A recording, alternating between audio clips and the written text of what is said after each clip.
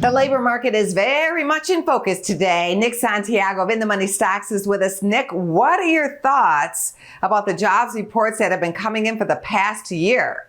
Well, I think if it's, we've been very lucky over the past year getting the Goldilocks job report. So I have to think, maybe that's really what the market cares about in the short run.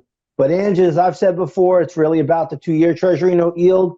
As long as that yield is below the Fed funds rate, which is at 5.25%, the markets are still have a green light to go higher. And that's really what moves markets. It's all about, is there liquidity in the system?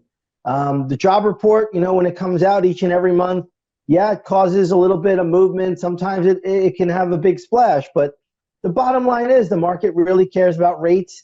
And right now, the Fed funds rate is at 5.25%. The 2-year Treasury note yield is hovering just below 4%.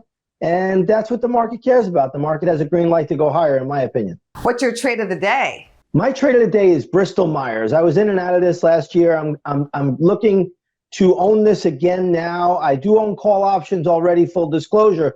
But I love last year's laggards.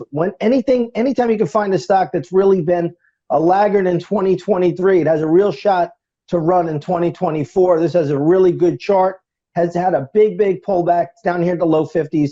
I love the equity at this price. Nick, exactly what call options are you buying, and when do those call option contracts expire? I have it out till April, but I probably will, as it goes further, I probably will go out and get more out further. But I like the $60, $62 strike.